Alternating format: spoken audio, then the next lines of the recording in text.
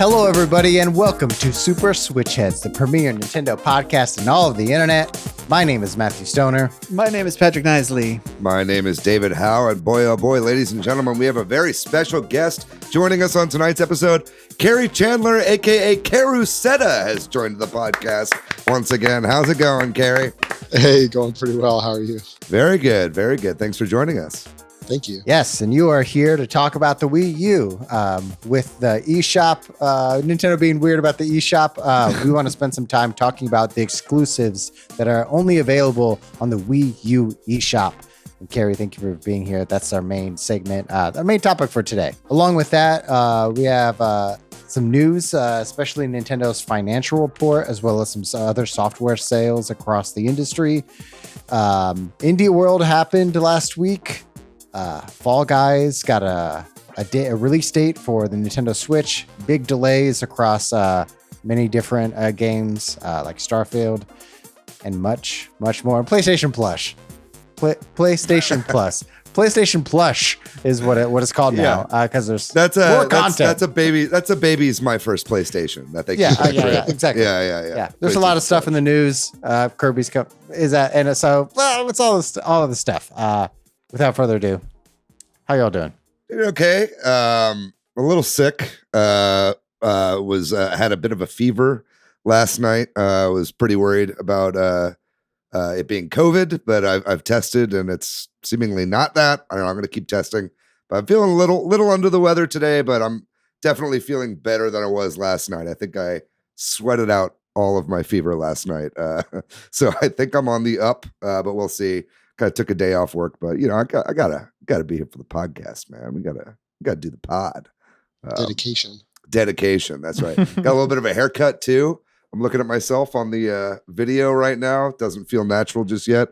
I feel like I look like a smooth, slightly furry baby. What about you guys? But not a day over one. Not a day over one. Yeah, I looked exactly like this at 1 year old. Look kind of like your me. Yeah. Me too. I look like my me. Yeah. You look like all the sports mates. Yeah. This is true. I'm good on my side. Been playing lots of Wii Sports 4. Quite a bit. Great game. Great stuff. How about y'all? Patrick, how are you?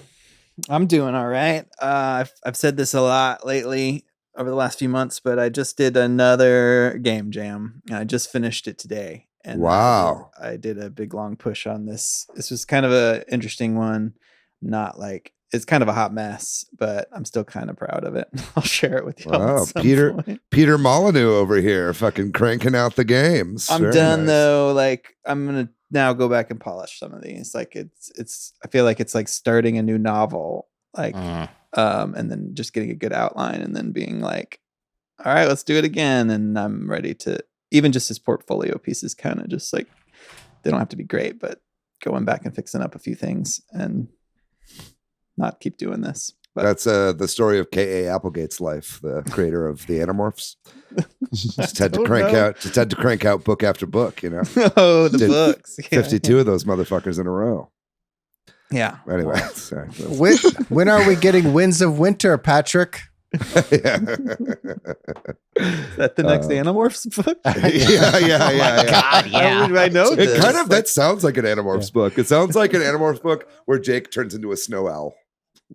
Oh yeah, Winds of Winter is the next Game of Thrones book. Oh, right.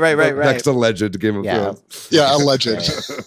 Song Gosh. of It's What I'm trying to imply is we love your games, so crank out another one, and so we have more. Yeah, quantity over quality. Yeah. I've been absolutely inspired. Like I went and downloaded Unity after seeing you do that. Very cool. Very impressed. Yeah, this is another one that has some okay bones, but I did honestly, I did it all right before the deadline, so it's a horrible there's no balance. It's just kind of a hot mess. I'll share it with you. It's ambitious. I bet it's great. So you made Nickelodeon All-Star Brawl. Kerry, how was your week, man? Oh man, I'm in like my hell time right now at work. AP coordinator, given like over 2,000 AP tests in the past 2 weeks. but it's almost over, and then I'm on summer vacation, so I can see the light at the end of the tunnel. Nice. Yeah, Nice. No more 12-hour days, hopefully. It's got to be a kind of fun part of being a teacher is like looking forward to summer, like you're a kid again. You know, like I just wish I wasn't doing this AP coordinator thing, because like my students are just watching documentaries with a sub. Yeah. And I'm like, I just want to be in there with my kids, not stuck in this little office doing paperwork all day. Totally. That's great. Oh, I do want to mention as well something that we didn't bring up. Matt and I have had a whole Steam Deck storyline. We've like what did you call that? The Parent Trap Switcheroo? of Steam Deck. I don't know. We just traded, right?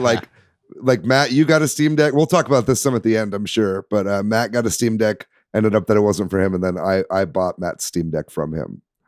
Yeah, that's how the Parent Trap worked. Yeah. They bought the kid. Yeah, that's the There's Lindsay one Lohan girl version. who had a Steam Deck, Yeah. and then another. Wait, is girl the who- Steam Deck the twins? I don't know, Yeah. dude. I'm Or am I'm I like- the twin? I've got COVID brain fog right Okay, now, yeah, so yeah. it's not going to be 100%.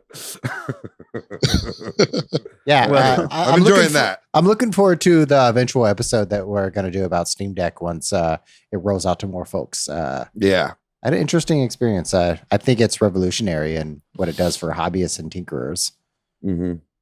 I mean, truth of the matter is, right now, you couldn't, like, I build my own gaming PCs, and the way prices are right now, you couldn't build a PC of those specs for even, double the price of a Steam Deck. Mm-hmm.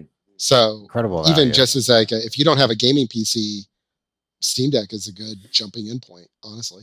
Yeah, and it's a great piece of tech, but I will say I probably would have been late to today's episode if Red Dead Redemption 2 hadn't crashed right before we started recording. And I was like, oh yeah, we have the podcast. Well, we're going to talk about video game news and rumors, but real quickly first, we do appreciate hearing from our listeners, and we also appreciate it if you share our podcast somewhere online or post a comment somewhere telling folks about our podcast. And also remember to like and subscribe on YouTube if you haven't already. And then, we've got some big financial numbers to start off the news segment here. Nintendo has done its not only just like its quarterly report, but because this goes through March, that's their fiscal year. So it's one of the bigger ones of their info dumps here. So they do this every quarter where they have the updated sales numbers and software and hardware and all that. So we'll dig into that for a little bit. So I guess we could start.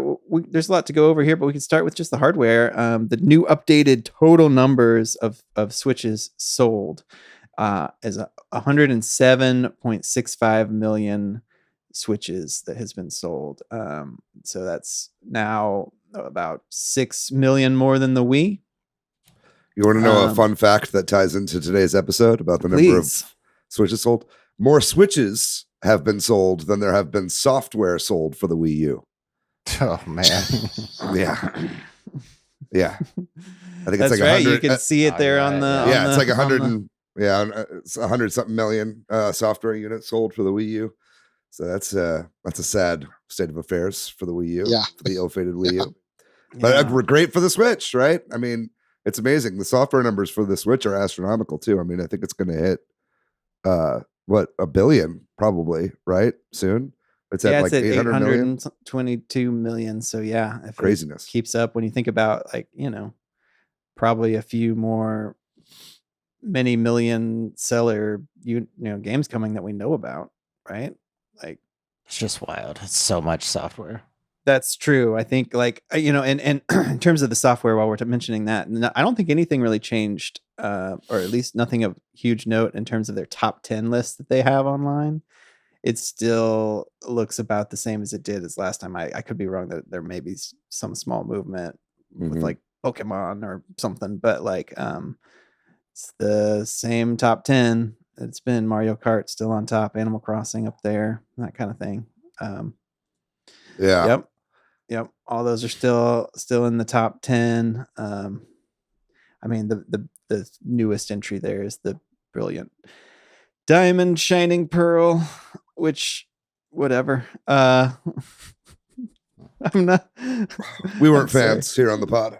Yeah, Kerry, you actually played it, right? Yeah, I was hyped for it, and I played it for a solid hour and a half. Yeah.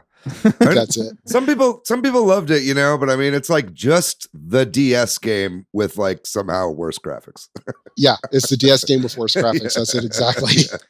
I feel like it's just sad to see those numbers and then hear Metroid Dread didn't break 3 million units, which is also part of this. Like, that's true. 2.9 million, right? Which does make it the highest selling Metroid game ever. Is that I was about correct? to say that's still the highest selling Metroid game ever. Yeah. Beating out the original Prime, I think was the highest selling before that, if I'm not mistaken.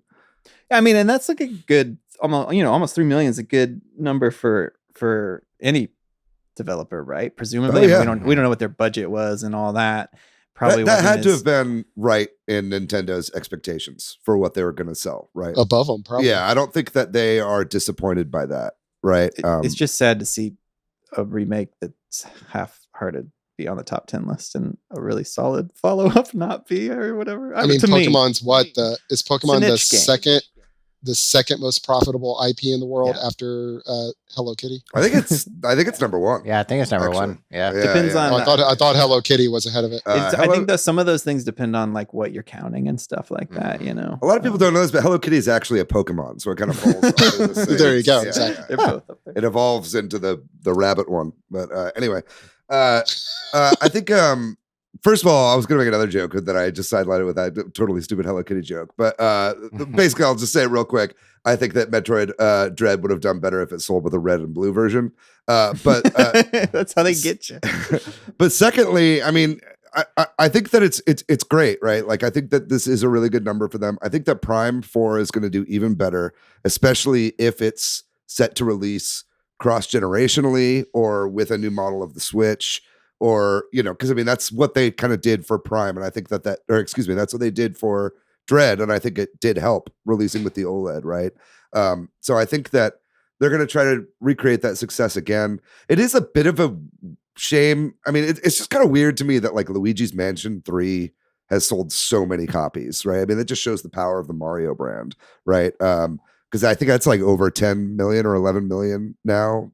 Units sold for that, which is wild. It's like all of these games are having the kind of Switch effect, right? It's like, hey, we're seeing now the highest selling game. Like I think Kirby is probably going to be Kirby in the Forgotten Land is probably going to be the highest selling Kirby yet, right? And so I think that wasn't in this financial report, or was it? I'm not sure if it had only been out for like a week or two. Whenever they did the cutoff for this, but yeah, I think they said that it sold over 2 million in 2 weeks in their financial reports. That's incredible. That's amazing. Yeah. That's crazy. Yeah, like that's really, really good for a Kirby game, and so that's awesome to see. I'd say I think it's the best Kirby game though. So I agree. Yeah. And I think, or it's up there. I think the only other thing would be that I would want to say about this is Pokemon Legends Arceus.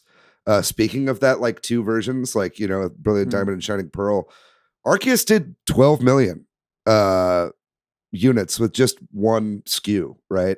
And so that's pretty amazing too. And I think that it really shows them that like this new kind of open world direction that they're going with Pokemon is the right way to go. I hope they learn from it because Arceus is amazing. It was a breath of fresh air. Yeah. Mm-hmm. In that franchise. I feel like I saw somewhere on here Clubhouse Games 51 Worldwide Classics was in the million sellers club now too. Or if it hasn't, I think it was already. Yeah. I almost bought it the other day.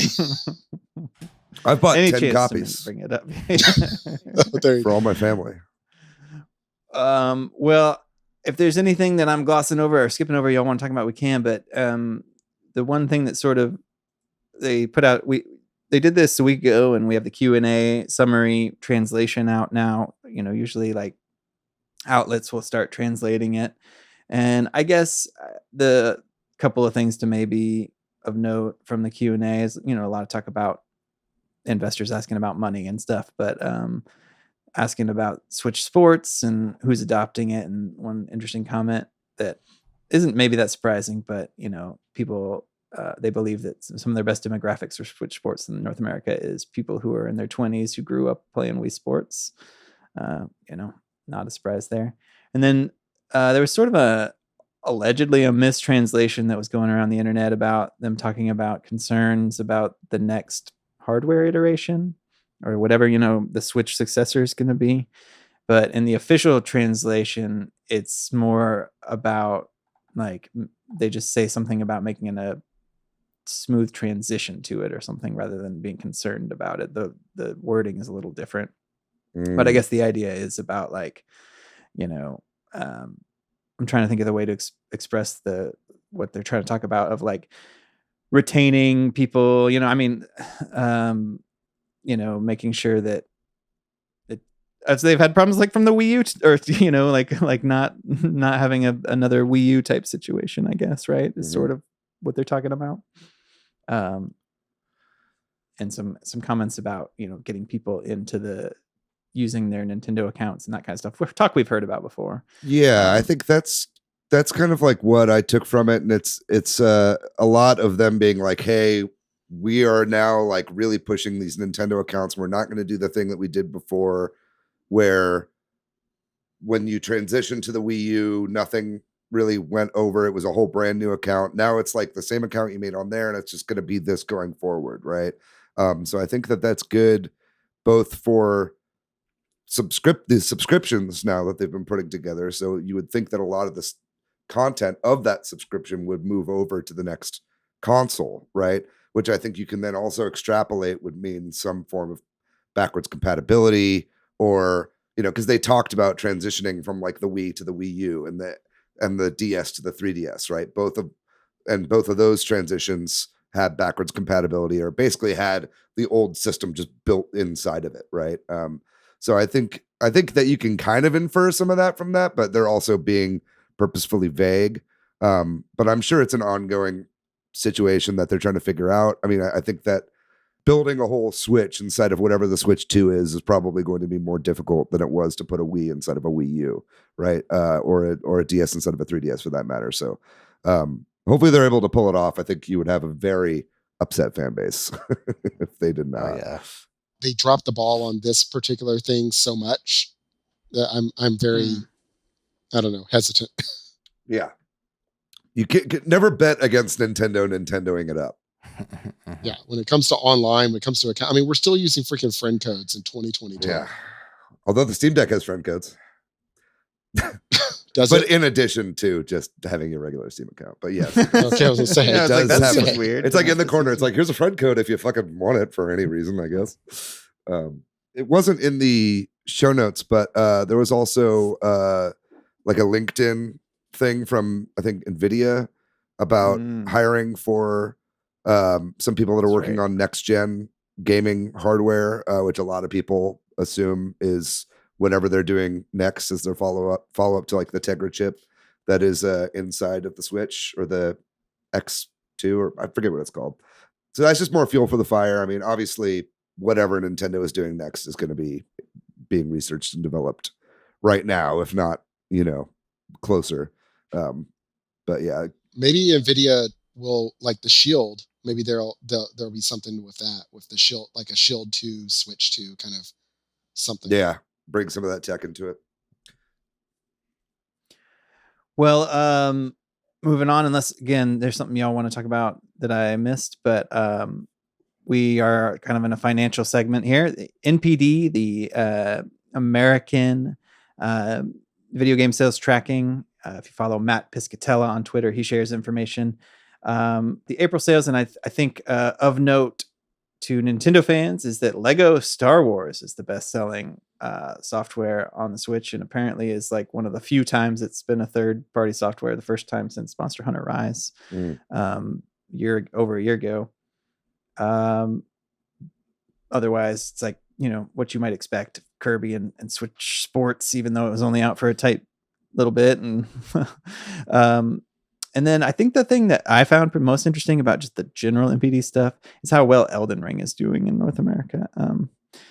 These typically are thought of as more niche games, but I think Elden Ring really has brought Souls likes whatever into the mainstream. Elden Ring has been the number one selling game of the year so far, and actually of the past 12 months, beating out your Call of Duties and your Maddens and things like that. Wow. Like I'm afraid of recency bias, but I think it's my favorite video game. Holy Just shit. ever. It's, or maybe like a hair below Breath of the Wild. Yeah. That's my favorite video game. Well, you're a big Souls I- guy, right? You love Bloodborne. I am a big Souls guy, and yeah, I think Elden Ring. It's definitely my favorite Souls, but it's up there for favorite game. Like I said, maybe right below Breath of the Wild. I had time this weekend, like an hour window of time, and I had Elden Ring in my cart, and I almost bought it. I was like, I don't know if I want to sink money or time into this game that I'm probably going to love. So I decided to push away my love for just a little longer. Yeah, I've got I think about 300 hours in it. Holy shit. Wow. So and I haven't played it in 2 weeks because I've been playing other stuff for some different podcasts. You've been playing your Wii U for 2 weeks. Yeah. Oh, well, yeah, there you go. Yeah. Just like all of us. Yeah. I mean, it's at the very least, with all the big games that were going to be coming out this year that have been delayed into next year, I think Elden Ring has pretty much clinched the Game of the Year contender nomination, right? I mean, I guess God of War could maybe take it if that ends up dropping this year, but I've got a feeling that's going to get pushed back as well. What else do we have? I can't see anything. Yeah. I can't see anything competing with it. It's funny, like it got at the Game Awards, it got most anticipated game of the year 2 years in a row because it kept getting delayed. But yeah, I highly recommend it to anyone that's in interest, especially if you've got a next gen console. I know it's got some performance issues on PC, but playing it on PS5, it's just Nice. I was about to get it on Steam Deck. I kind of told myself that when I got a Steam Deck, that would be the game that I get for it.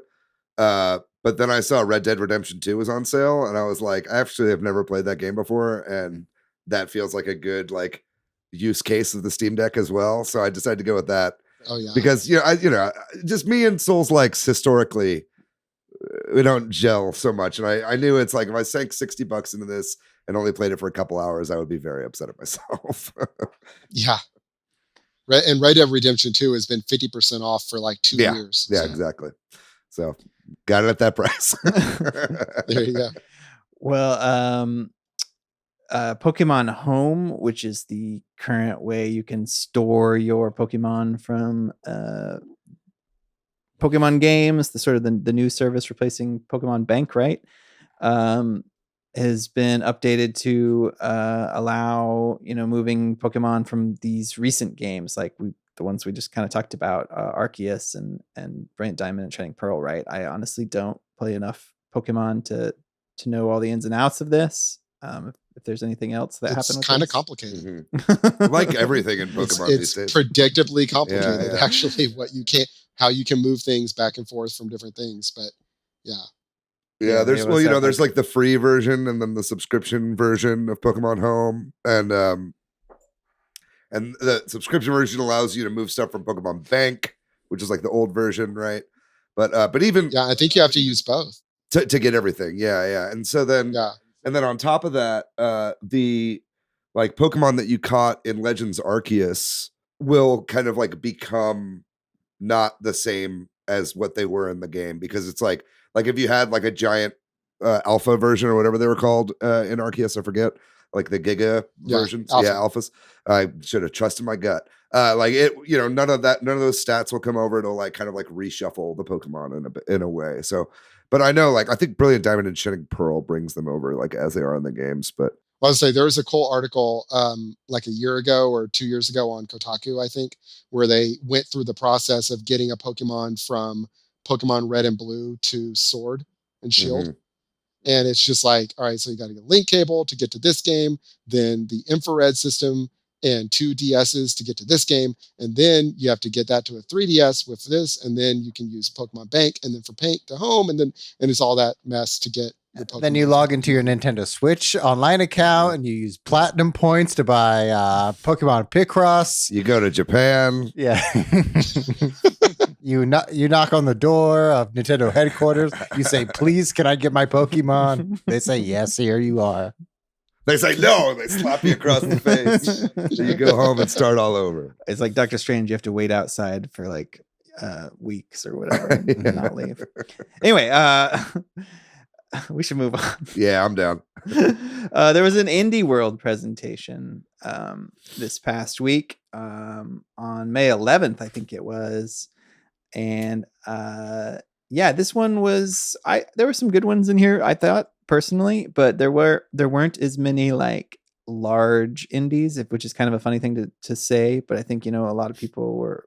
There weren't any AAA indies. There weren't any. No Silk Song. No Silk Song. No Sports Stories. None of the like super hotly discussed or anticipated ones. At least on a large scale. They didn't really end with any surprise or whatever.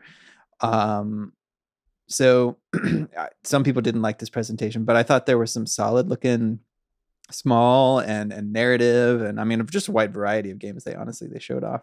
Felt like we got a lot of like wholesome, cozy games in this indie world. Yeah, it's like the majority of the Ooblets, games were right? Wasn't that in this? The very first one was Ooblets, I think. Yeah, and like on that note, there's sort of like I think it's Australian like hospital on a Zephyr game. It's like a narrative game called Wayward Strand that I thought looked pretty interesting. Yeah. Kind of like a narrative game where you walk around this hospital that's on a blimp or whatever, or on a like airship. I don't know. Just kind of looked interesting. We love a dirigispital. I think that's how you combine those two words. Oh boy. I don't know. If there's anyone you want to talk about, please do share. I think Gunbrella looked really cool for me. Makers of Gato Roboto. Looks like it's probably another Metroidvania. I really liked Gato Roboto. Gato Roboto was good. Yeah, it was a very effective and simple Metroidvania. Yeah, that's why I think.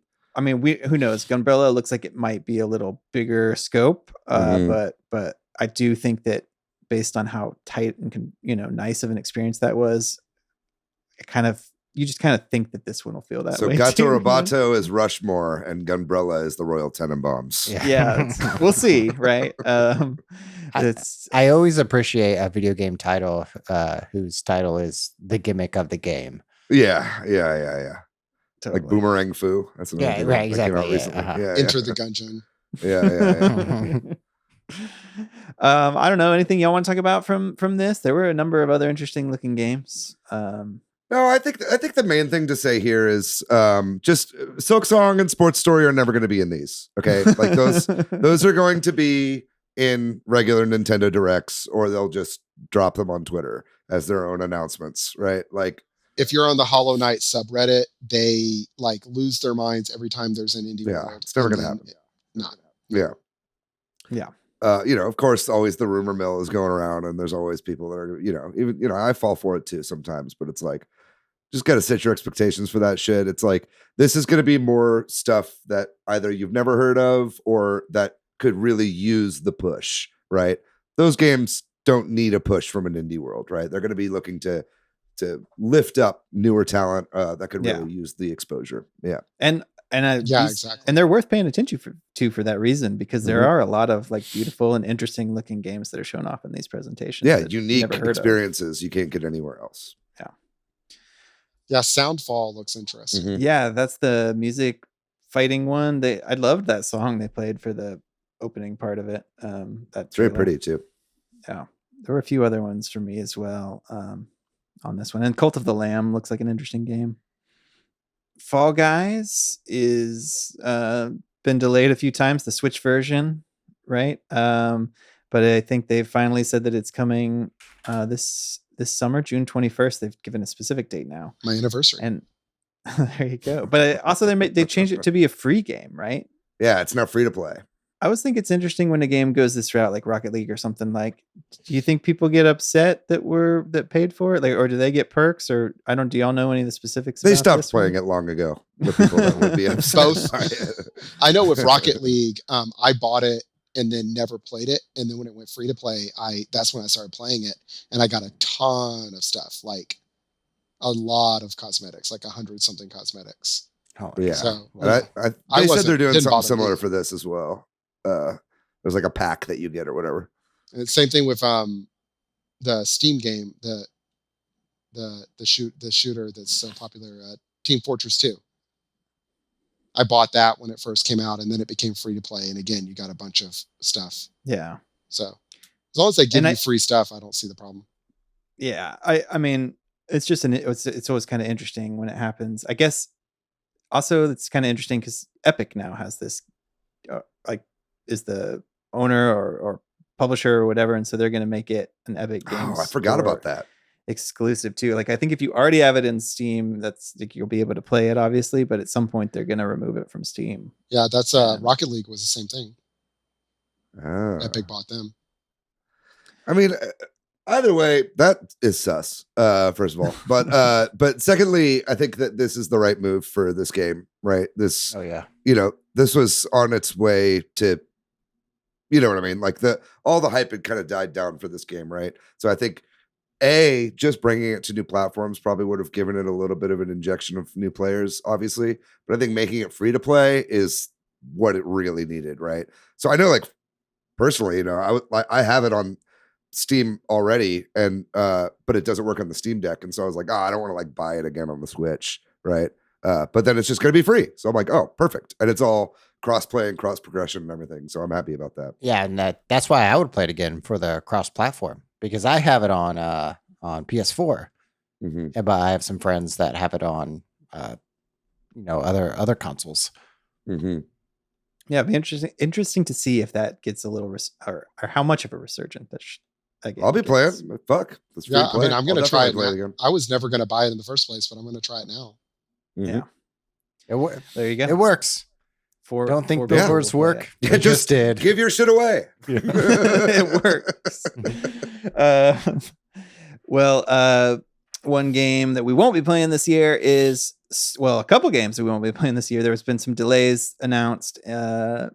Starfield is perhaps the most anticipated one. Bethesda's sort of new, Skyrim Fallout like game that's going to be in space or whatever, the sci-fi version. Maybe I'll be done with Elden Ring by the time it comes out. Yeah, at this point, I hope so. I hope you're done with Elden Ring by 2023. Yeah. This is going back just a little bit. We were talking about games that would potentially be game of the year. If this were coming out this year, then this would be a potential candidate. This and Breath of the Wild. If it lives up to the hype, yeah. Right. Yeah. It looks, I mean, just the little cinematic for it got everybody incredibly hyped. I'm 100% like day one for that game. The other big game that got delayed is Redfall, the Arcane Austin.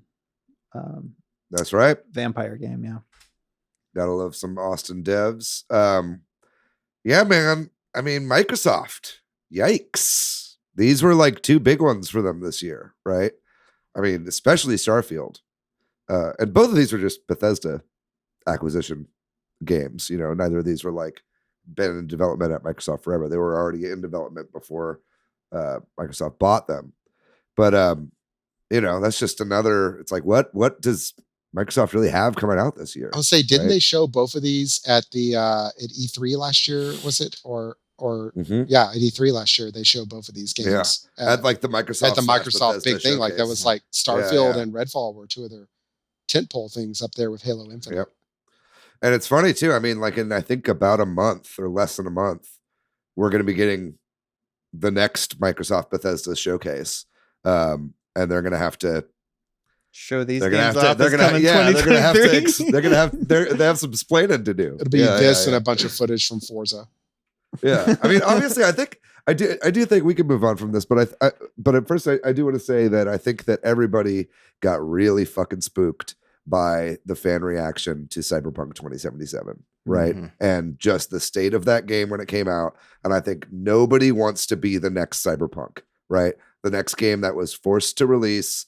And that's why year is the year of delays, right? It's like we saw what happened with that game. It became the fucking laughing stock of the entire industry, even though I loved it. I loved it. It was so good. Yeah. It was so good. I loved it too. But it was like not what they promised, right? Yeah. And there was still they already had lots of delays, and then they had massive crunch, and it still wasn't fucking ready. It literally, you know what I mean? It literally bricked people's consoles. Yeah, yeah, exactly. That's so it's about like, as bad as it can get.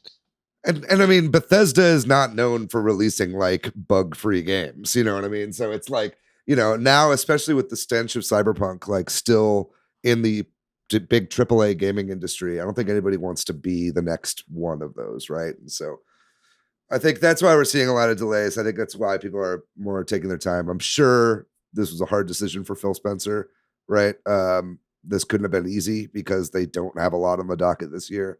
But I respect the decision at the end of the day. It's just kind of disappointing. I did want to play Starfield this year. You must have talked to Miyamoto. Yeah. And then Miyamoto was like, "Oh, that's a good idea. I'll delay the Mario movie. I'll talk to Chris. I'll talk to Chris. Great guy." And the next news item is that Sony, we've been talking about for a while, this updated PlayStation Plus, these various plans that they have announced. Well, they're giving more specifics. The change in the service is going to happen on June 13th. So that's just about a month away. And they've kind of explained what games will be available as part of the sort of subscription service at different tiers and that sort of thing.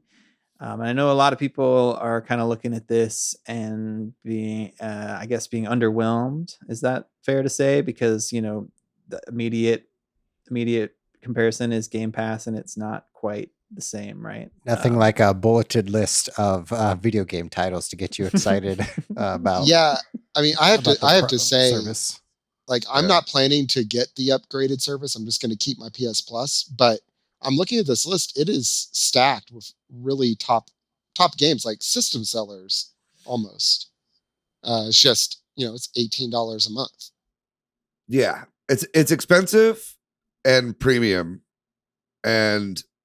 but it is got a lot. It's if you pay for the extra, I feel like that's where you get the most value. Yeah, right? I mean, you got Miles Morales, you got Demon Souls remake, Returnal. Those are like games that people buy PS5s to play.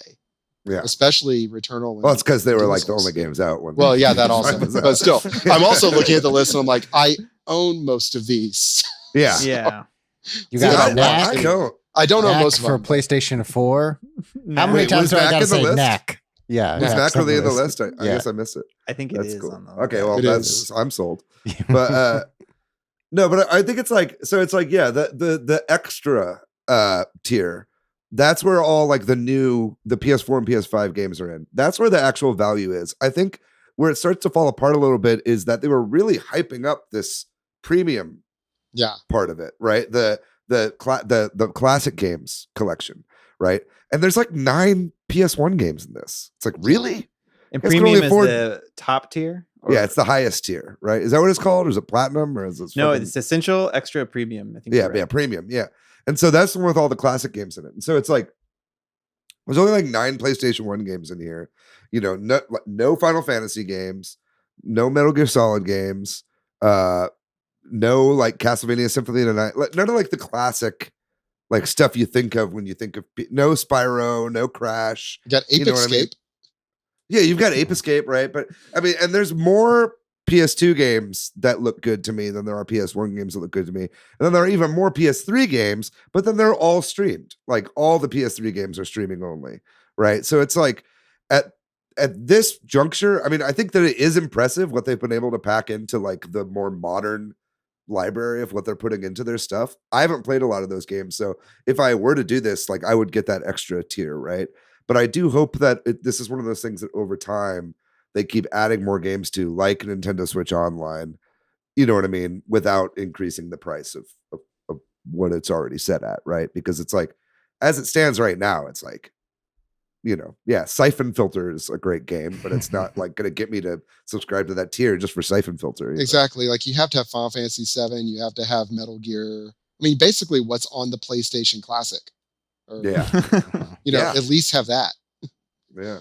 But I don't know. It is also, it makes me think of, when I have PS Plus and I got a PS5, it comes with like 20 games and they're most of them are on this list, and then I'm wondering, are they going to keep those for PS5 is that going to go away? I wonder. That's a good question. I mean, I've got them, so I'm not worried about it. But it's interesting because it's like God of War, Spider-Man, Bloodborne. Those all came for free with my PS5. Yeah.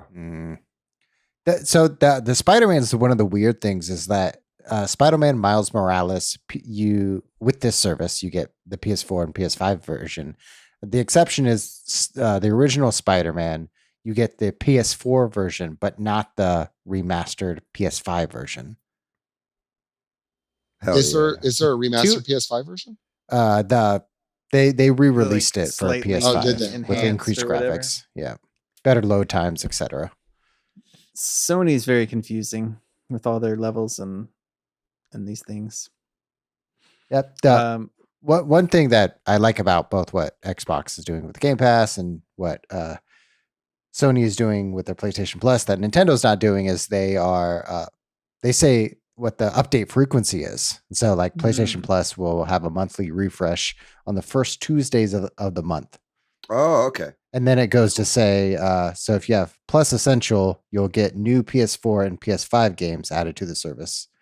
And then for Plus Extra, you'll get more games, including some of the classic games too. So this is very much just the launch lineup. Yep. Yeah. And that's a wonderful transition, which maybe you did on purpose, Matthew, to our next news item. Yes, I did. Which is... No, I didn't. Own it. Which is that one of the final announced N64 games was Kirby 64, the Crystal Shards, which is coming to the expansion pack really soon, right? May 20th, so just a few days after this podcast comes out. Yeah. So I think after that, for the expansion pack Nintendo 64, we have one game left that they have told us about, and then who knows? Pokemon Snap. Yeah. It'll line up with whatever their E3 is. You know what I mean? So it's like we've got this one game left. So if they are going to add more N64 games, they probably announce them at their June Direct. And then if not, then I won't be surprised. Yeah, don't get your hopes up. Have you guys played Kirby 64 before? Oh yeah, it's a great Kirby game. I think it's great. Yeah, it's one of the better Kirby games, I think. Mm-hmm. Yeah, I've not played it. I'll give it a shot when it comes out. Yeah, it's excellent, and it's got a lot of great multiplayer like mini games as well, which are really fun.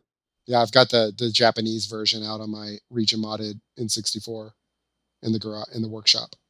I play it out there occasionally. That does it then for the news for the week, right? So when we come back after this short break, we're going to be talking all about the Wii U and some of the exclusive games that are locked on that system that you might want to consider thinking about buying soon because of the way that's going away, which we will explain in more detail after this break.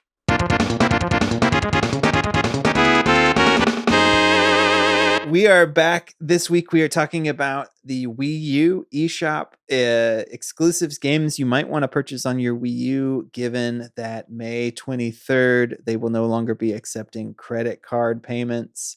And then later in the year, no more like adding funds through Nintendo cards. And then the final closing about a little or under a year away. But this is sort of a big milestone on that sort of road to closing these eShops that Nintendo's taken that's coming up. So if you want to, fire up your Wii U and get a few games that you can't get elsewhere, we thought we'd talk about what's locked to the system, kind of like we did with the 3DS a few weeks back.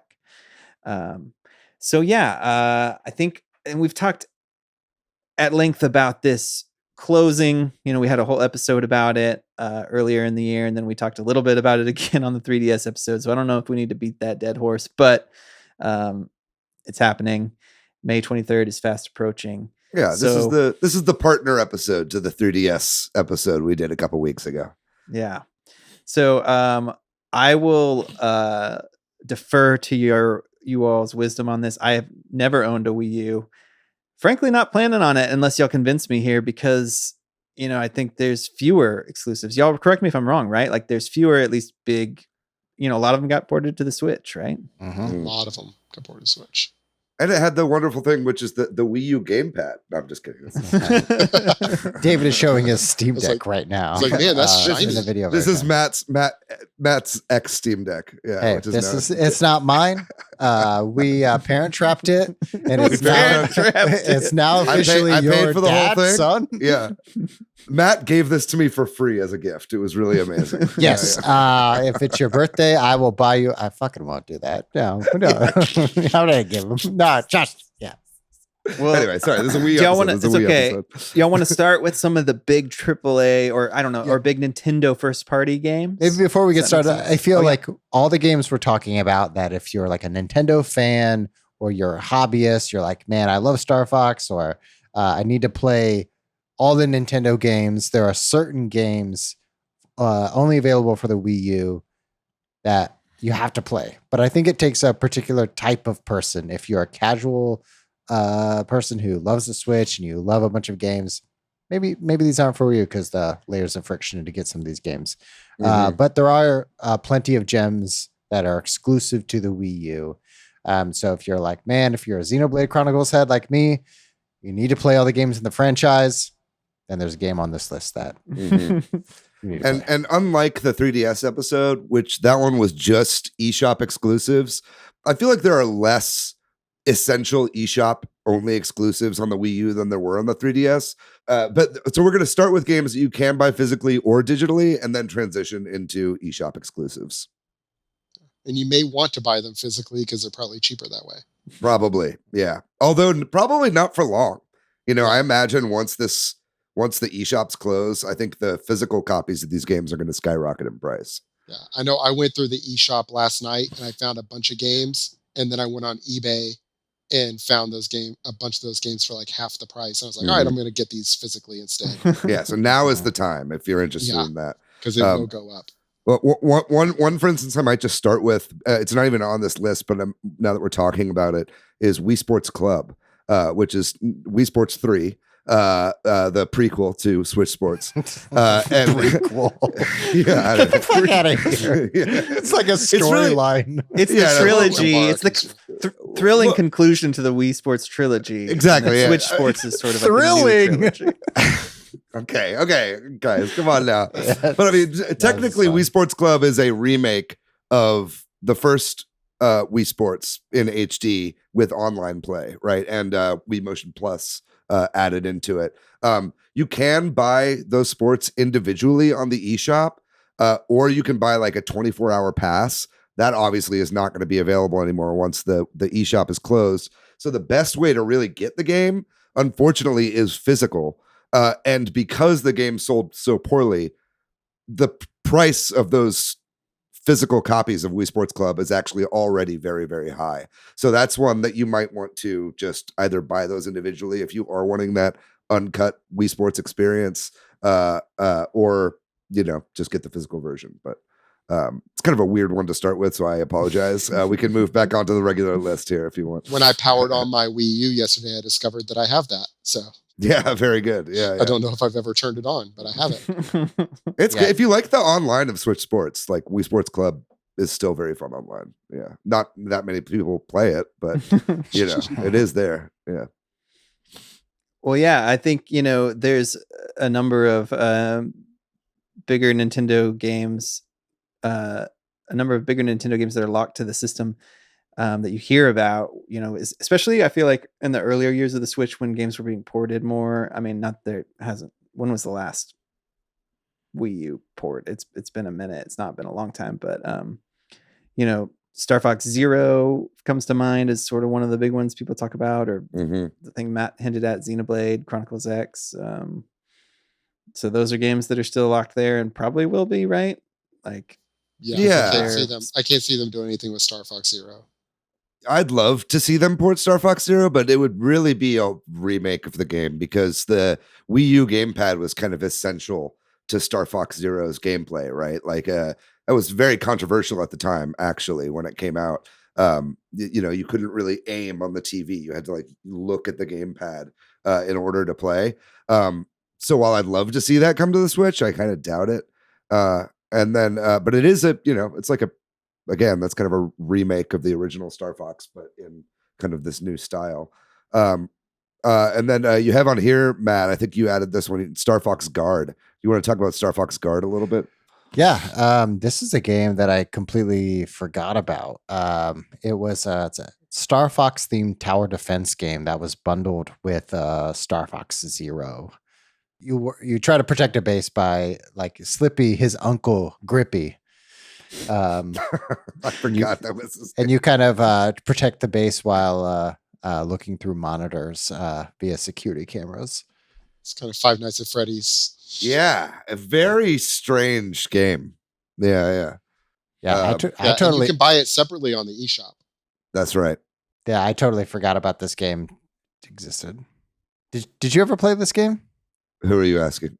Whoever, yeah, you're listening on the podcast. I bought Star Fox Zero, and I played Star Fox Zero for an entire 30 minutes, and then returned it. So yeah.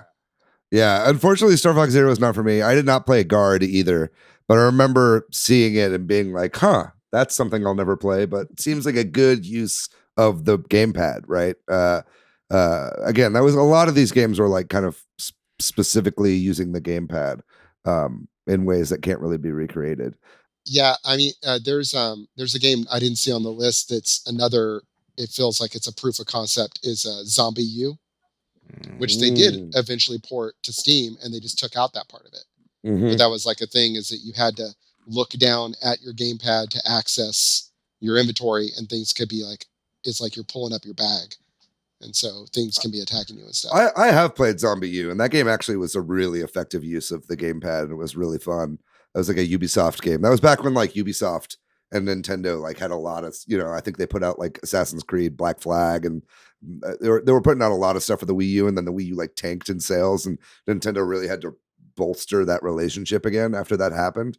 But Zombie U was like a launch title, even I think. It was really cool. It was one of only like I think 2 games you could buy when it first came out. Mm-hmm. And it's on PC now, and it just doesn't have that. So they could theoretically port some of these like Star Fox Guard or Star Fox Zero.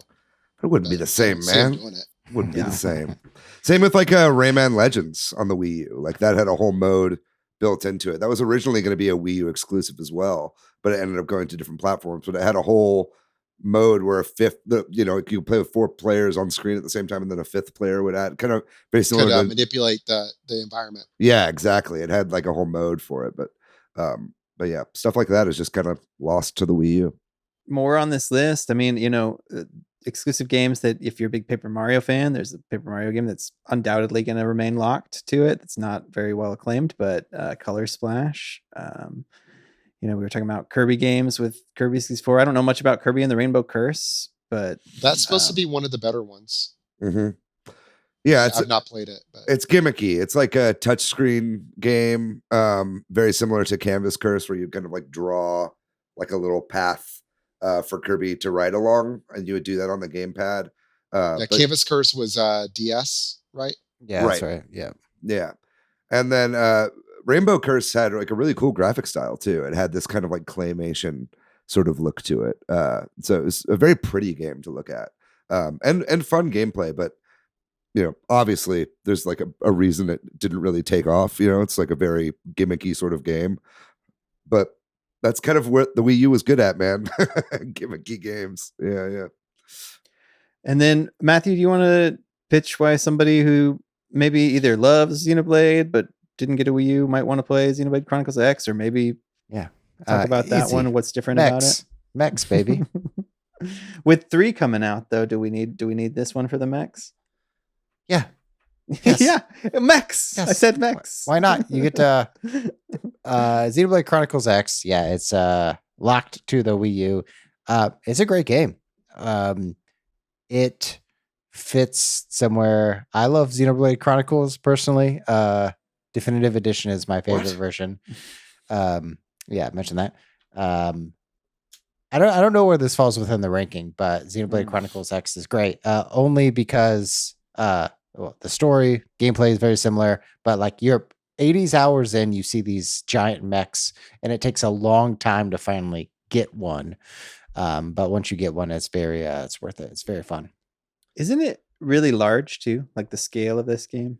Yes. Scope, rather. I mean, Yeah, this is the only actual open world Xenoblade game. Like all the other games are like kind of sectioned off into big open world chunks, but this is like one big continuous open world area across all of it. So Yeah. it seems like this would be a no-brainer to port to the Switch. I'm very confused as to why they never brought this one over. Yeah, me too. Yeah, that's what I was wondering. Yeah, and like on the open world aspect, one of the big parts of this is once you get the mech, the traversal is a lot of it's the verticality of this game is like super fun. Yeah. So you see these worlds and these floating islands that you see, 40, 50, 60 hours into the game. You're like, when am I going to get there? I know I can get there. Then eventually you unlock this mech, which allows you to get there, which is very fun. And then in regards to the eShop closing down, there is a patch that was released for this game that made the gameplay better. Like when it was released originally, it was pretty choppy. There were performance issues. And there were just lots of things that were bogging the game down because it was such an expansive and technically impressive game for the system. But once the eShop is gone, if you buy this game physically, you're going to be stuck with the much inferior and worse playing version of this game. So even if you're not thinking about getting this game now and you have a Wii U, I would recommend before the eShop closes, downloading that like free DLC for this game, even if you don't own the game, because then if you eventually do decide to buy the game, you'll at least have it in your library if you decide to get it physically later on. So it's just a little bit of a heads up, like once the eShop is gone, this game is just not going to perform as well. Yeah, that's good to know because and also physically, this game is already like $80-$90. Yeah, there you go. So it's one of the ones you want to buy digitally if you're going to get it. Something that may not remain locked to the Wii U, especially with Breath of the Wild's sequel's delay, are the Legend of Zelda HD remasters that were on the Wii U, but they're currently locked there, right? Like, or those versions of them, rather. This is why I bought a Wii U. Yeah, me too. Well, they made it so there was like the Wind Waker bundle. Like I think was it a launch game? Wind Waker HD, but it was a bundle with one of the next generation of them. Yeah, right. And I never played the Twilight Princess HD remaster for the Wii U, but I did play the Wind Waker one, and it's excellent. It's really, really great. It's got some wonderful, all the Wii U Zelda games, they would use the gamepad for like inventory management and stuff like that. So you don't have to press start if you would want to like grab items. It like really streamline the experience. The map in Wind Waker HD, that ocean map is just like perfect for that. Oh yeah. It's great stuff. Yeah. The Wind Waker HD remake was it's my favorite Zelda game other than Breath of the Wild. I love it. And I didn't really like the original Wind Waker all that much, but Wind Waker HD makes these really important quality of life changes to the game that just make it so much better. Unfortunately, there are whole parts of, not a huge part of the game, but there are aspects of Wind Waker HD that are just no longer available, even now, that were tied to Miiverse, with like messages and bottles that you would find like on the beach and stuff like that. Those would be tied to the Miiverse, and since Miiverse has been shut down, all that functionality in the game is just no longer exists. That didn't even occur to me, because those were fun. If you want some messages in bottle, just send us an email. superswitches@gmail.com. That's right. Join the Discord. Yeah. One quality of life enhancement to Wind Waker HD is the faster sail. Yeah. And you just sail so much faster and allows traversing across the vast ocean. Doesn't take as long. Definitely quality life improvement. And a big thing is the original GameCube version, it only loads one tile of the map at a time.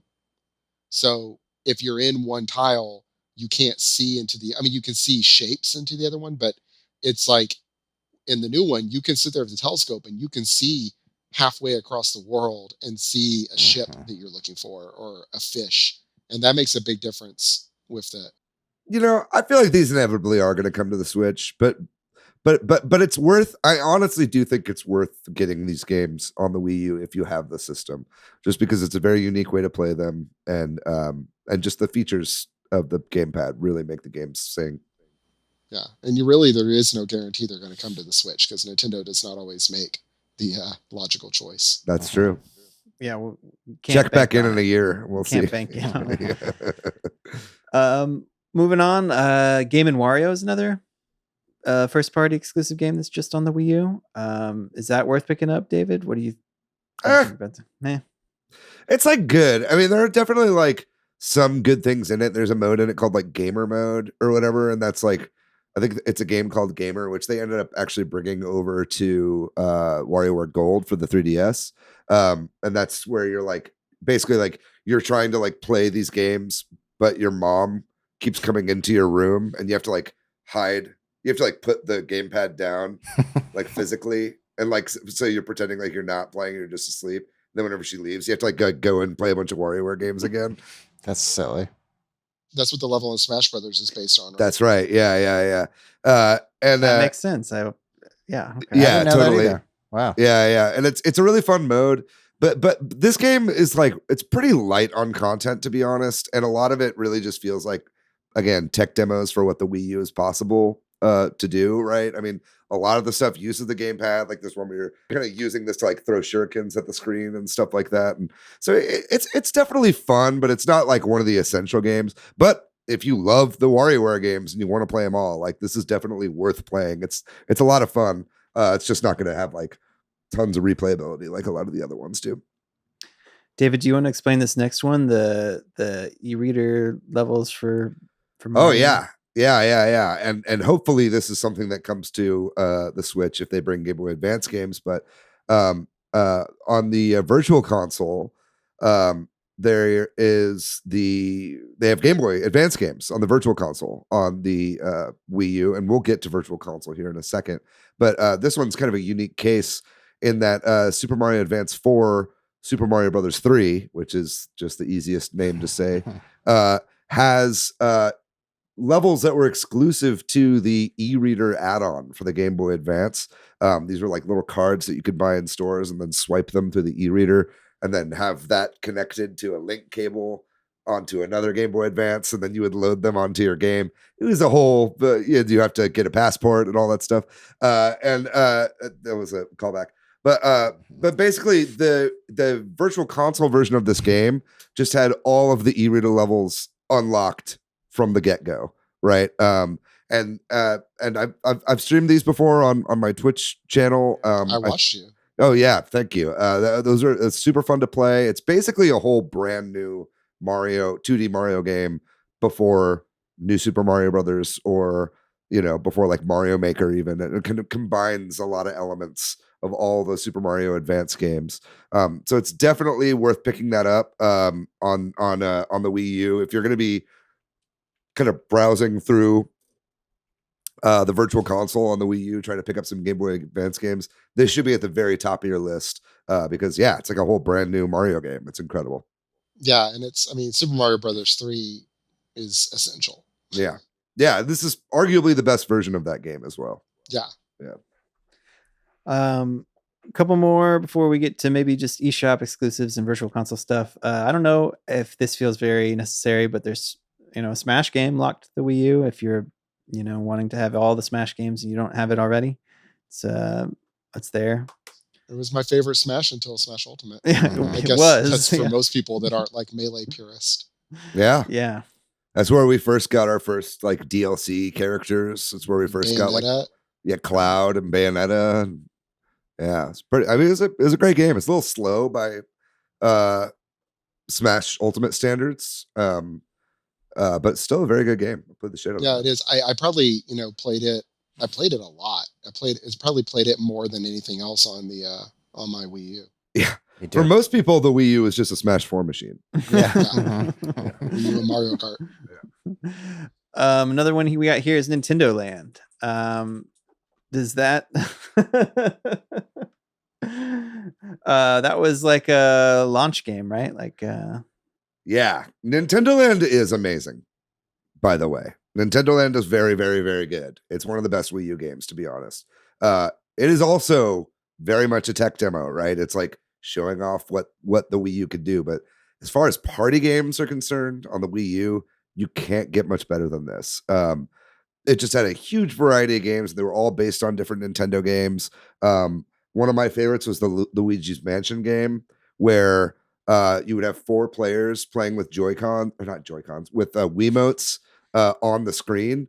And then you had one player playing the ghost who was playing on the gamepad.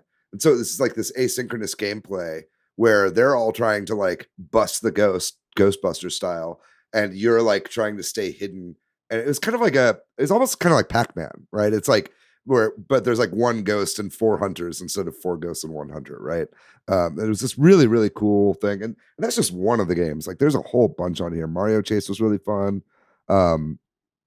The Animal Crossing game was really fun.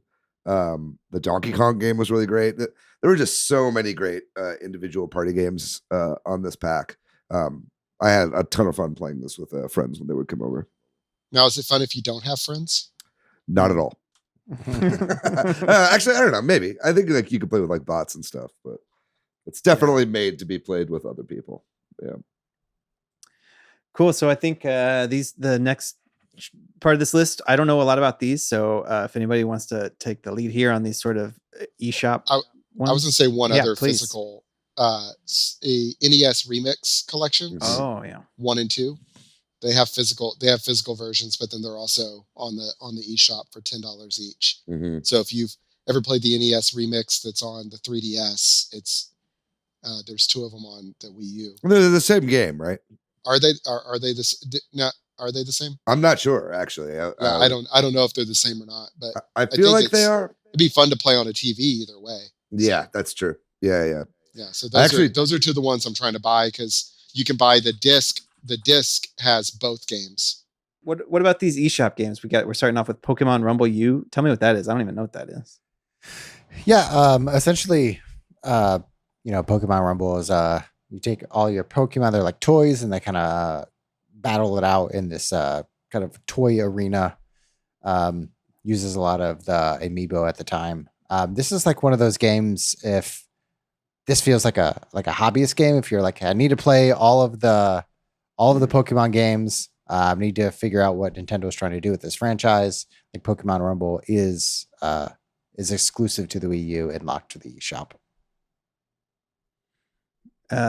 What about this Affordable Space Adventures? That's a great name. That is on the top of most people's list of Wii U exclusives. But yeah, if you have like, I think you can have, is it 4 players or 5 players at once? Yeah, it's the same as like Nintendo Land, where you have 1 person at the gamepad and then 4 Wiimotes. Yeah, this is like an indie game release that was very much built around the Wii U. It was a very fun game. I personally never played it, but everything I've heard about it is that it's a very fun game. So this will definitely be one that I grab before the eShop goes down. Yeah, I've watched videos of people playing it, and it's another one where it looks like it wouldn't be that much fun if you're by yourself. So if you've got people to play with, then great. But it's you're like it's like 2D space game where you're like moving, you're trying to move a little spaceship through like tight corridors and not hit the walls and blow up.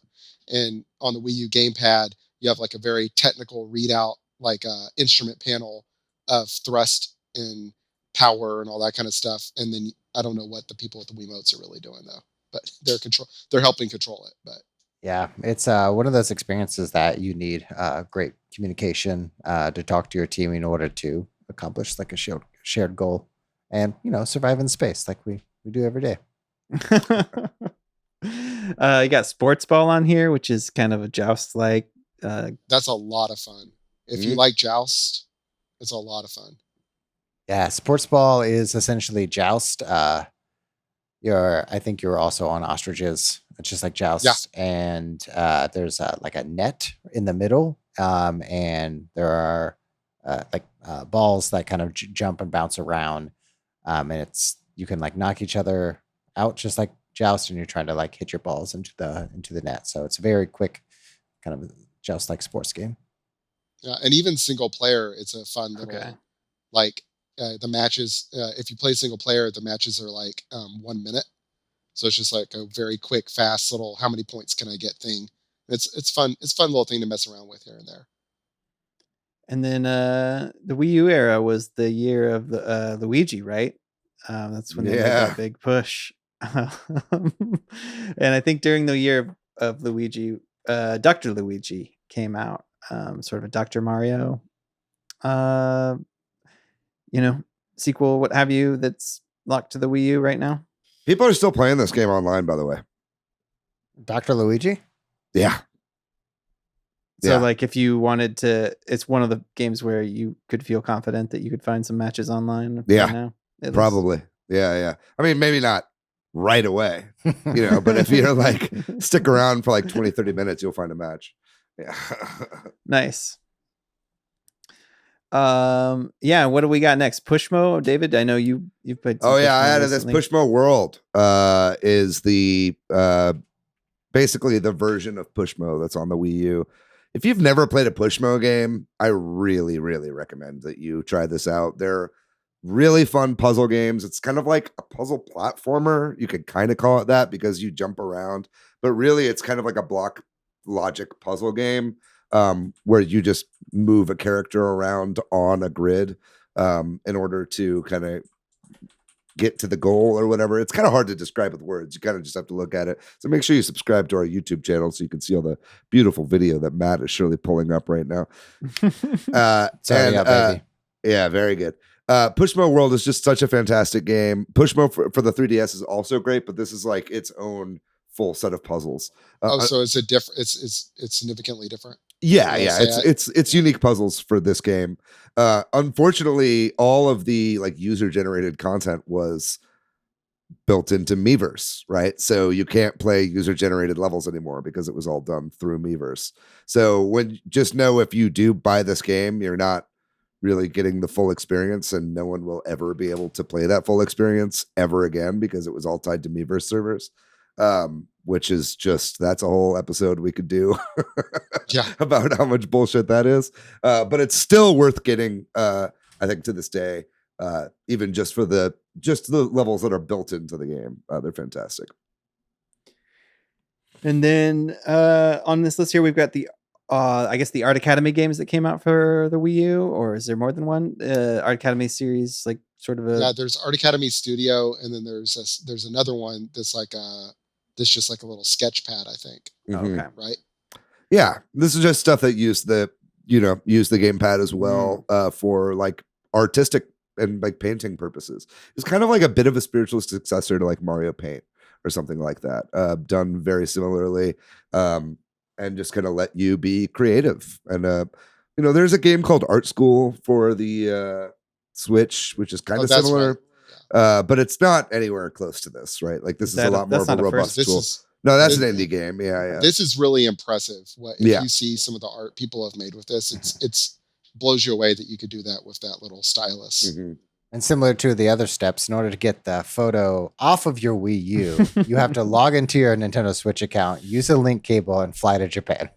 You need a Game Boy printer. That's No. You just need to run your Wii U through your VCR and then tape it on a VHS tape. And then take a picture of your TV. Yeah, that's how I did it. That's how I did it back in the Mario Paint days. Yeah. And then I think we should talk about the Virtual Console. There you go. Which is one of the big reasons, or one of the cool things about the Wii U, right? That it had this Virtual Console. I don't know. Are there a lot of games? I mean, I know when we talk about the 3DS, there are versions of games that might be unique to it and that kind of thing. It has the most robust Virtual Console because it has NES, Super Nintendo, all that stuff, but you also have DS games on there. Mm-hmm. DS games, Wii games, a lot of N64. So I mean, basically everything.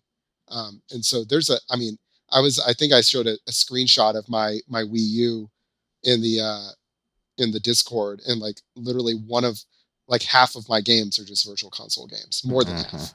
Yeah, Yeah, and this was the only place to play Game Boy Advance games for a long time. So if you wanted to play like Metroid Fusion or Metroid Zero Mission legally right now without buying an actual Game Boy Advance cartridge, you'd have to get them on the Wii U eShop.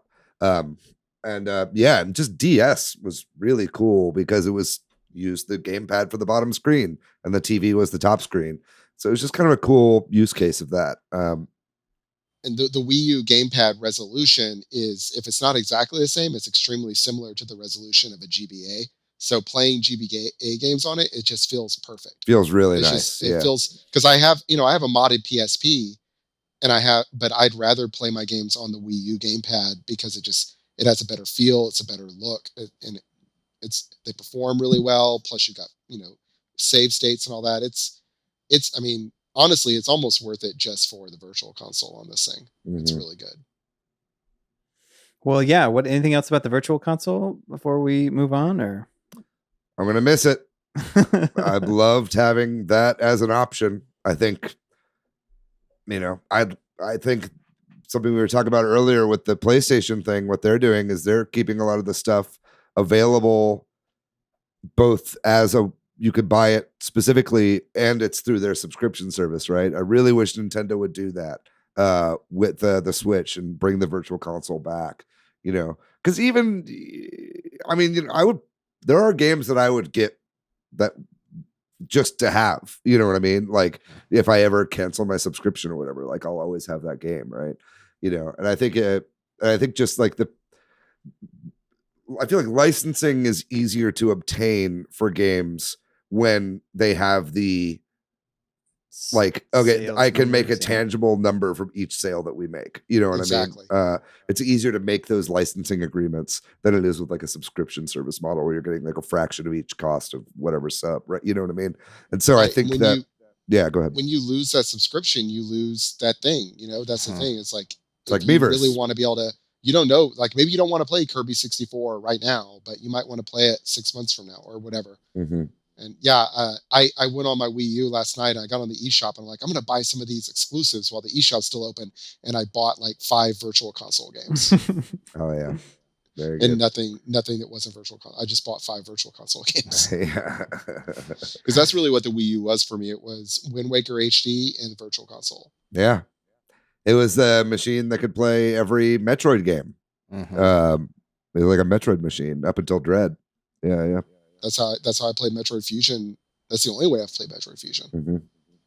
And the Castlevania Advanced games and a bunch of other stuff. Mm-hmm. This maybe was a shorter list than the 3DS episode, but if there's something we missed, we'd love to hear it from our listeners. And I know the Wii U is known for being sort of a failed system, but it's also kind of you can see the prototype of the Switch, and I think that a lot of the games we talked about, that sort of asymmetrical gaming, I think that's just really an interesting concept that like I don't maybe they could do with the Switch or something somehow, or but maybe not the way it's currently set up, or you could play online maybe games like that but not in the same room, so a lot of stuff's gonna be tied there. I love the Wii U so much. I think it was a great console, and not only this list of games, but then all the games that eventually did come to the Switch. Like some of the best Switch games were originally Wii U games, and so I think it's like it was a really, really underrated system. I think like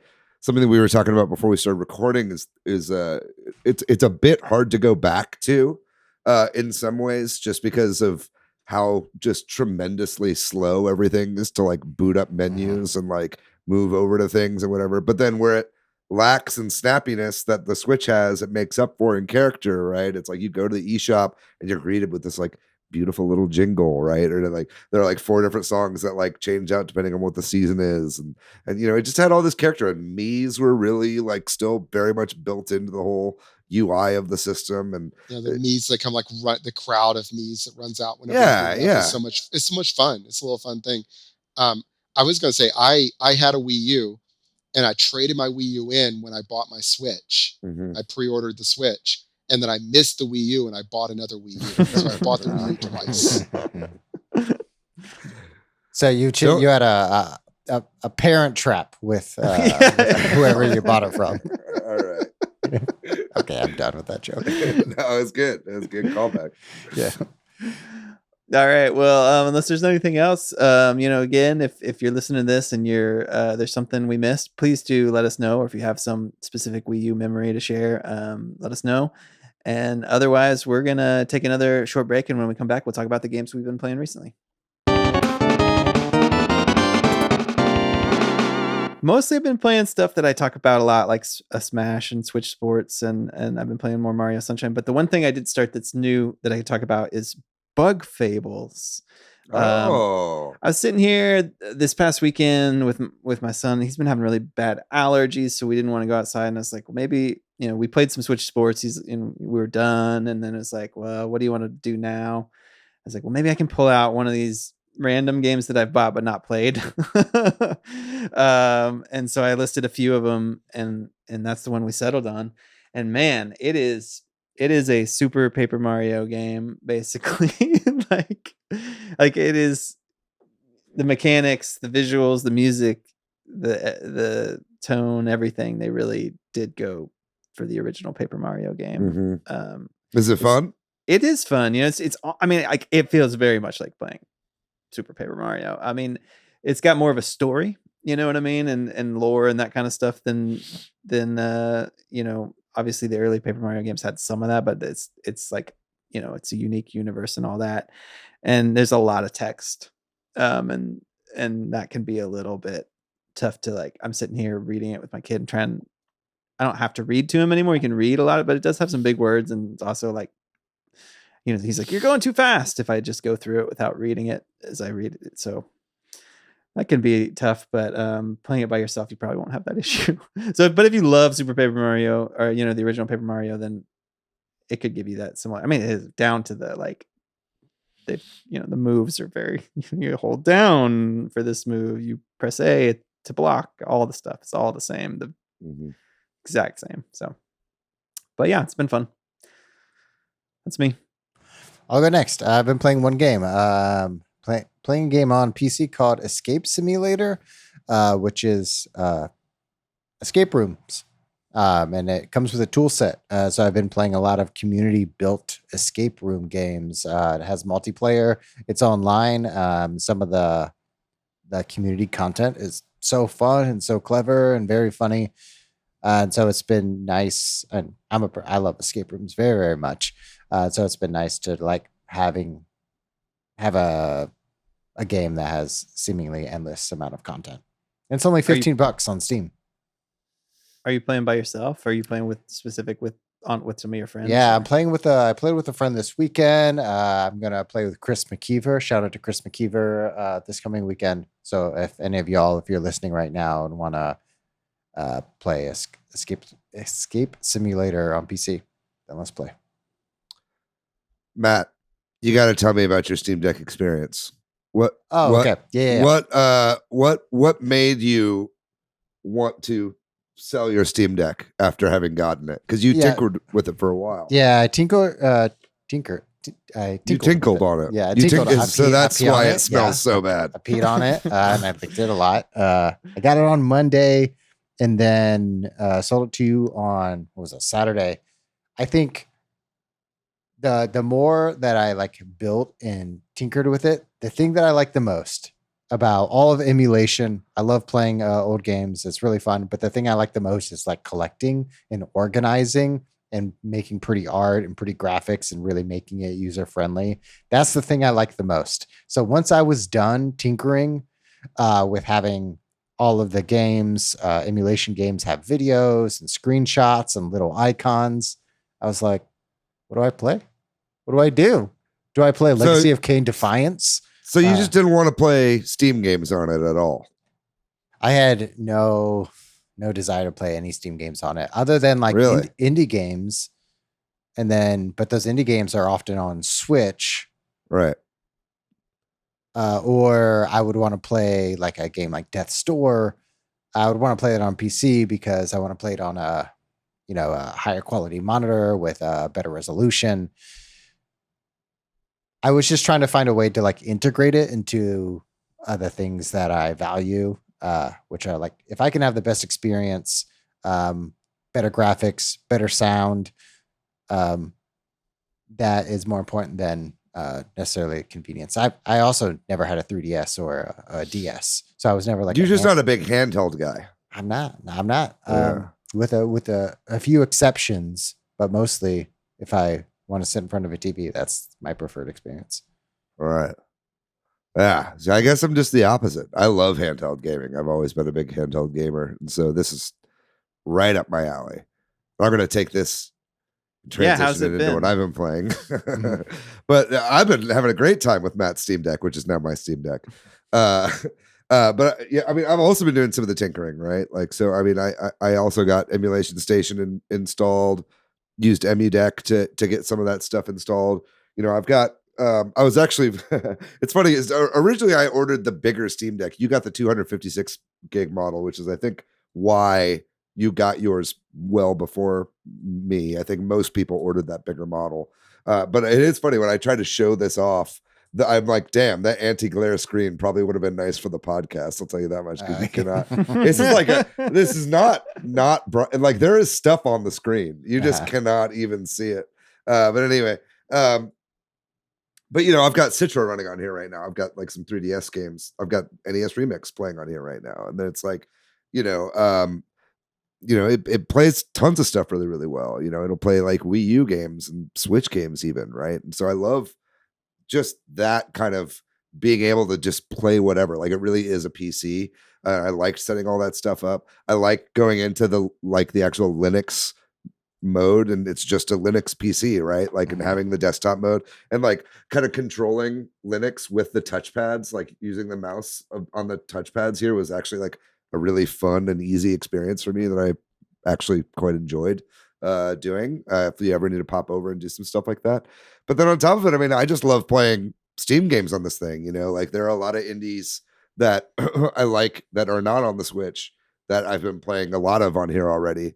You know, like Teleglitch is one of them. Noita is like one of my favorite roguelikes. That's like a fully Steam verified game. That was like one of the first like 20 games that was verified on Steam Deck, actually.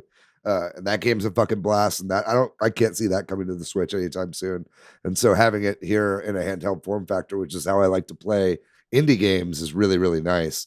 And then just being able to play like something like Red Dead Redemption 2 on here is crazy, and is not, you know, it's like and not in a way where it's like The Witcher 3 on Switch. It's like, oh my god, Witcher 3 is running on Switch, but it's like looks like it's been smeared with Vaseline a little bit. It runs at, you know, 25 frames a second or something like that. You know what I mean? And so it's like, and it's here you can really like tweak every little setting to get exactly what kind of performance that you want out of every game that you want to do. So I've been really enjoying that aspect of it. And that's, you know, I'd like to do a full episode on this coming up soon, as to like the pros and cons of between the Switch and the Steam Deck, because it's like, this is definitely made for somebody who's like okay with occasionally having some issues and working their way through it or whatever. And then the Switch is for somebody who just like wants games, and it's made for that system specifically, and you're just gonna have that experience, right? And so so it's a very interesting system. I really appreciate you selling it to me so I can play it right now, especially because I have like multiple flights and long car rides coming up. And so it'll be nice to have the Steam Deck for those. I mean, it's good for me. I didn't have to worry about like selling it or like putting it on eBay. And yeah, I figured it would be a little easier. Yeah. This just makes it a whole lot easier.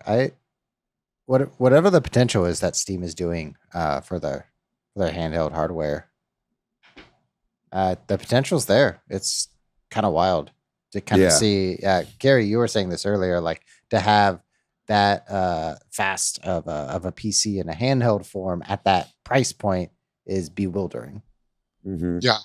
If I was going to build a PC of the same specs, I'd be spending upwards of $600. Mm-hmm. Not even counting monitor and all that kind of stuff. So it's kind of insane. And I will say this: I love this thing so far. I'm having a blast with it. Steam Deck 2 is going to be even better, right? Yeah. Like you can tell, it's like this. I mean, look at the size of this fucking thing, dude. It's very huge. Big. Yeah, you know, it's like Wii U. Yeah. Actually, that'd be a fun. I'll hold that up for the selfie at the end. But I think like they're going to learn a lot from this. And I feel like the next one's going to be even better. And a lot of the issues that everybody's having with this will be fixed with the next one. So it's like, you got to get a Steam Deck knowing that that's kind of what you're going into, right? Is like, it still is very much like, it feels like a work in progress. And like, but I'm here for it. You know, it's like totally what I'm looking for right now. And it's kind of replacing a lot of my handheld emulation that I've been doing before. I will say, Matt, that if you're looking for something that's purely handheld and like emulator focused and like tinkering, the Odin, what is it? The something Odin. It's like $250 or $300, and it's a lot smaller than the Steam Deck, but it will run all the way up to like N64 and even GameCube and Wii and stuff like that. But I hear that's the one to get if you're looking for something that's more like emulation and retro focused. I'm bewildered by the build quality of the Steam Deck. Like, it feels nice in your hands. Like the touchpad and the haptic feedback on the touchpads are nice, and the buttons, the sticks are incredible. The joysticks are one of the best parts. Yeah, incredible joysticks. Yeah, great stuff. Anyway, that's enough. We'll save the rest of that for a Steam Deck episode. I'm sure we'll do later. Kerry, what about you? What have you been playing, man? Oh, a few things. So Elden Ring, I was saying earlier, I've got about 300 hours in Elden Ring. I still haven't beaten it. So I keep making new characters, new builds. But I'm loving that game, playing that a lot. I just played through and beat Bloodstained Ritual of the Night for the second time. I was actually, for a podcast I recorded yesterday. So I had to like rush through that and 100% of that, and then played through some of the DLC that's come out for it since the last time I played it. And then right now for another podcast, I'm playing Mario Sunshine. So, which I've never played before for more than maybe an hour. And so I'm about like 4 or 5 hours into that. And I like it, but I think it's my least favorite 3D Mario. So I like it, but it has issues. The camera is a pain. So yeah, they hadn't really figured that out yet. Which version did you decide to play? So I'm playing it on PC emulated. I have it on GameCube, but my GameCube, I don't have component cables for my GameCube, and I didn't want to play it on my CRT out in my garage, so I'm emulating on the PC. But it looks great on my gaming PC. On my 50, I use my 50-inch television as my monitor, and so it looks beautiful on there. So you didn't go back in time and download it off the Nintendo eShop? No. I'm bad about not rebuying games. I'm like, I've got it. I've got the Japanese version on GameCube. That's all I need. Yeah, well, you couldn't even if you wanted to. It's gone. Yeah. Awesome. Well, I think that does it then. Thanks so much, Kerry. Thanks for coming on and joining us to talk about the Wii U. Thanks for having me. It was fun.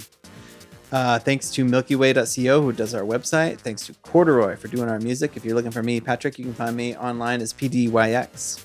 Hey, I'm Matthew on Twitter, MATHYOU. I'm pretty much everywhere on the internet at Monolith Fiji. And what about you, Kerry? Where can people find you online? I'm Kerrooseta, KEROOSETA on Twitch and TikTok and Twitter and the Discord. So find me any of those places. Oh, yeah. Very good. Very good. If you'd like to find our show on social media, we are at Switch Headz on Twitter, at Super Switch Headz on Instagram and Facebook. We got a website, switchheadz.com. And then, like has been dropped here, we got a Discord and a Facebook group. Make sure you join both of those. We'll have links to those in the description of this show. Folks, that's going to do it on this episode about the Wii U. What a system. What a savings. Maybe not, actually. Some of it's probably still full price.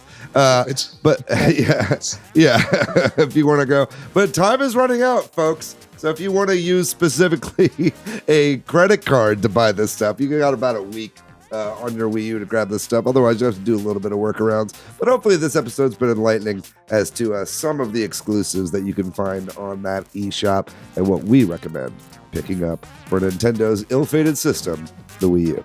We're going to be back next week with an all-new episode. So make sure you tune in. We love you guys very much, okay? Everybody be safe out there. Kiss your parents. Kiss your pets. Bless yourself. And we'll see you next week. Bye-bye.